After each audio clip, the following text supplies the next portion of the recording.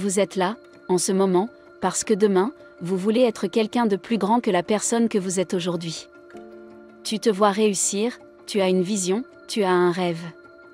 Félicitations, vous avez déjà 10 longueurs d'avance sur 95% du monde. Imaginez que Michael Jordan ait eu peur de manquer, il n'aurait jamais fait un pas. Imaginez si la folie, Steve Jobs était libre de ne pas aimer son produit.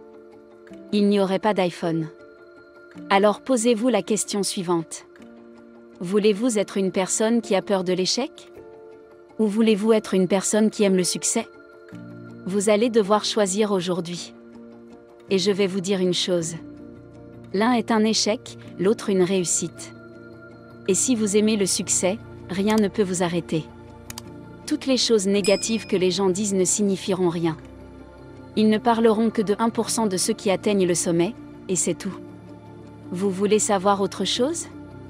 Seulement 1% des personnes suivent ce programme de remise en forme suffisamment longtemps pour en voir les résultats.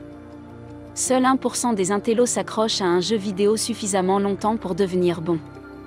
Seul 1% des relations amoureuses durent jusqu'à la fin. Cela ne signifie pas que vous avez 1% de chance.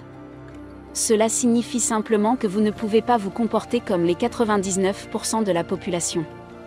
Ce ne sont que des chiffres. Vous voulez parler de chiffres. Regardez autour de vous et regardez bien autour de vous. Êtes-vous comme 99% des gens qui vous entourent? Si c'est le cas, vous n'êtes pas dans la bonne vidéo, mon ami.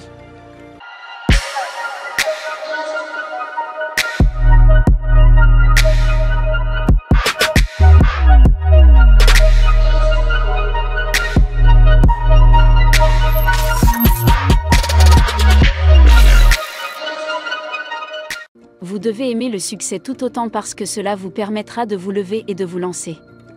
Avoir peur d'échouer ne sert à rien. En fait, quand tu aimes le succès, et que tu commences à y aller, devinez ce qui se passe? Vous allez échouer 10 fois, 100 fois, peut-être même 1000 fois. Mais ce n'est pas grave. L'échec n'est pas permanent. Tomber n'est pas permanent. Tu te relèves et tu continues. Et cette fois-ci, vous serez plus fort, plus sage et plus motivé que jamais. Et pour 10 échecs, vous apprendrez une réussite. Il faut aimer le succès au point d'être prêt à échouer 10 fois pour réussir une fois.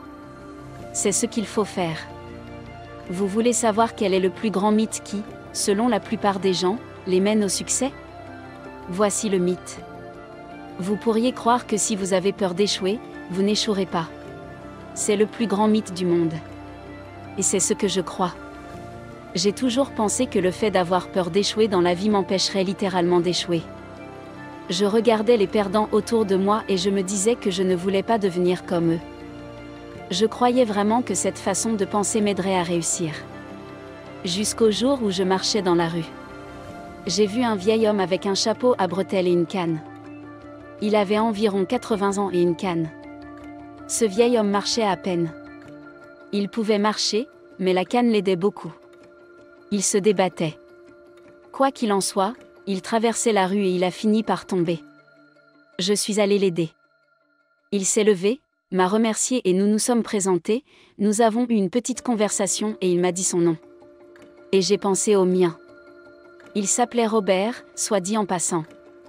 Alors qu'il s'éloignait, je lui ai dit, « Robert, tu devrais rester à l'intérieur, là où tu es en sécurité, mon ami. » Et Robert s'est retourné et m'a dit, « J'aime marcher. Et j'aime marcher bien plus que j'ai peur de tomber. » Alors je lui ai demandé, « Et ta sécurité? Tu ne veux pas vivre? » Et il m'a répondu ceci. Ce sont les mots exacts qu'il a prononcés, il a dit que vivre en solo signifie faire ce que l'on aime faire. Et si je dois tomber ici et là pour faire ce que je veux faire dans la vie, qu'il en soit ainsi. Et il est parti, on ne s'est jamais revu. Cette déclaration m'a vraiment fait réfléchir. Et j'ai bien réfléchi, car j'ai appris quelque chose ce jour-là. C'est là que j'ai compris la véritable clé du succès. J'ai toujours pensé que si je pouvais simplement craindre d'échouer, et si je le craignais comme un fou, je réussirais. Parce que je pensais que la peur me motiverait comme par magie à me lancer et à commencer à agir. Mais après ce jour, j'ai réalisé quelque chose. Accepter l'échec. Si tant de gens ont du mal à se relever après une déconvenue ou un échec cuisant, c'est simplement parce qu'elles sont dans le déni. Vous pouvez le vérifier dans plusieurs cas de figure. Par exemple, vous connaissez cette jeune femme qui ne veut pas accepter que l'homme qu'elle aime l'ait bel et bien quitté. Convaincue qu'il l'aime encore et qu'ils peuvent être heureux ensemble, elle aura beaucoup de mal à tourner la page. Conséquence, elle tentera de le reconquérir en vain, et n'en sera que plus malheureuse. C'est aussi le cas de ce jeune homme qui semblait avoir l'avenir devant lui. Puis, du jour au lendemain, il a tout perdu en raison d'un licenciement inattendu. Depuis lors, il est déprimé et n'arrive pas à croire que les choses ont changé si rapidement. L'envie pour chercher un autre emploi ne l'habite pas. La première marche à franchir pour bondir après un échec cuisant consiste donc à accepter que l'échec fait partie de la vie, et qu'il peut vous aider à reconstruire votre vie. L'échec n'est pas la fin, mais une étape souvent indispensable pour faire mieux. Vous devez vous convaincre de cette pensée au quotidien. Lorsque c'est le cas, votre période de déprime ne dure pas trop longtemps, et vous avez l'énergie nécessaire pour repartir de l'avant, ou tourner la page. L'un des hommes les plus riches du monde du siècle dernier a déclaré notamment: un échec est un succès si l'on en retient quelque chose. Malcolm Forbes.